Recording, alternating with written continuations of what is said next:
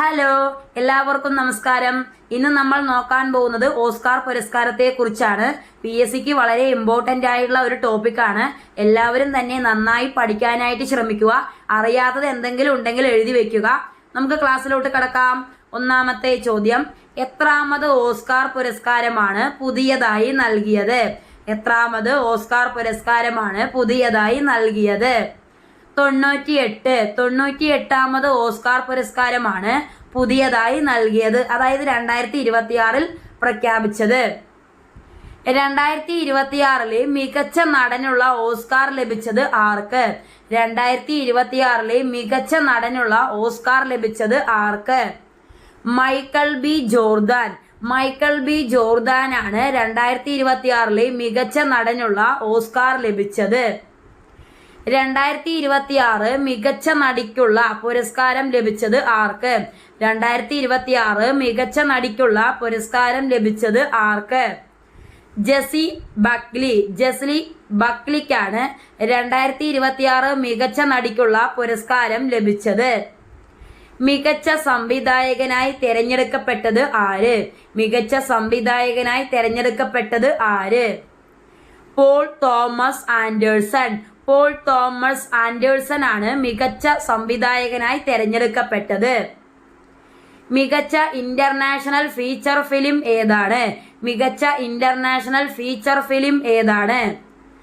Sentimental value. Sentimental value ആണ് മികച്ച international feature film.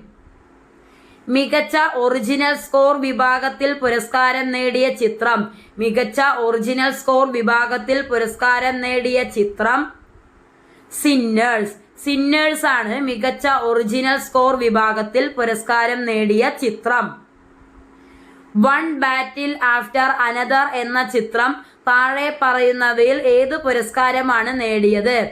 One ബാറ്റിൽ after another എന്ന ചിത്രം താഴെ പറയുന്നവയിൽ ഏത് പുരസ്കാരമാണ് നേടിയത്? ഇവയെല്ലാം മികച്ച അഡാപ്റ്റഡ് സ്ക്രീൻ പ്ലേ, മികച്ച കാസ്റ്റിംഗ് അവാർഡ്, മികച്ച സംവിധായകൻ എന്നിവയ്ക്ക് വൺ ബാറ്റിൽ ആഫ്റ്റർ അനദർ എന്ന ചിത്രം പുരസ്കാരങ്ങൾ നേടുകയുണ്ടായി. ലിയോനാർഡോ ഡികാപ്രിയോ മികച്ച സഹനടനുള്ള പുരസ്കാരം നേടിയ ചിത്രം. ലിയോനാർഡോ ഡികാപ്രിയോ മികച്ച സഹനടനുള്ള പുരസ്കാരം നേടിയ ചിത്രം വൺ ബാറ്റിൽ ആഫ്റ്റർ അനദർ. വൺ ബാറ്റിൽ ആഫ്റ്റർ അനദർ എന്ന ചിത്രത്തിനാണ് ലിയോനാർഡോ ഡികാപ്രിയോ മികച്ച സഹനടനുള്ള പുരസ്കാരം നേടിയത്. മികച്ച ശബ്ദത്തിനുള്ള പുരസ്കാരം ലഭിച്ച സിനിമ ഏത്? മികച്ച ശബ്ദത്തിനുള്ള പുരസ്കാരം ലഭിച്ച സിനിമ ഏത്?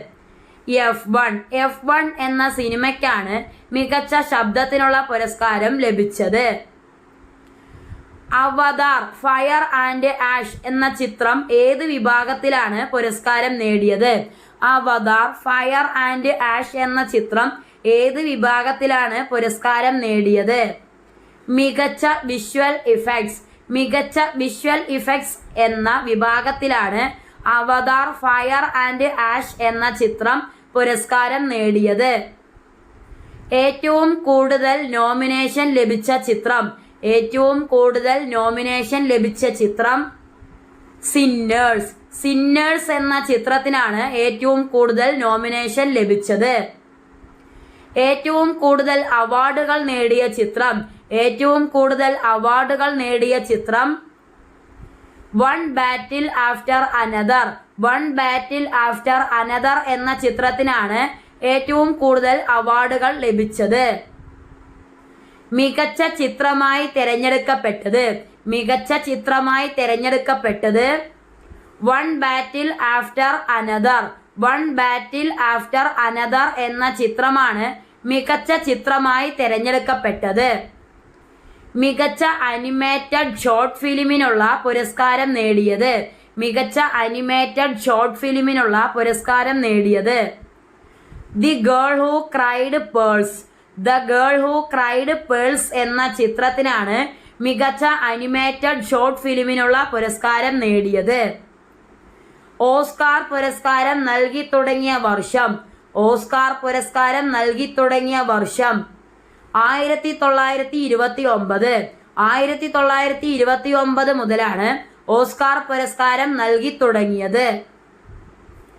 ഇന്ത്യയിൽ നിന്നും ഔദ്യോഗികമായി നാമനിർദ്ദേശം ചെയ്യപ്പെട്ട ചിത്രം. ഇന്ത്യയിൽ നിന്നും ഔദ്യോഗികമായി നാമനിർദ്ദേശം ചെയ്യപ്പെട്ട ചിത്രം ഹോം ബൗണ്ട്. ഹോം ബൗണ്ട് എന്ന ചിത്രത്തിനാണ് ഇന്ത്യയിൽ നിന്നും ഔദ്യോഗികമായി നാമനിർദ്ദേശം ചെയ്യപ്പെട്ടത്.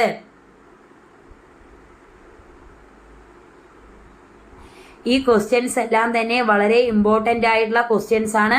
എല്ലാവരും അപ്പോൾ തന്നെ നന്നായി പഠിച്ചു പോകാനായിട്ട് ശ്രമിക്കുക. അപ്പോൾ നമുക്ക് അടുത്ത ടോപ്പിക്കായിട്ട് അടുത്ത ക്ലാസ്സിൽ കാണാം. Thank you so much my dear friends.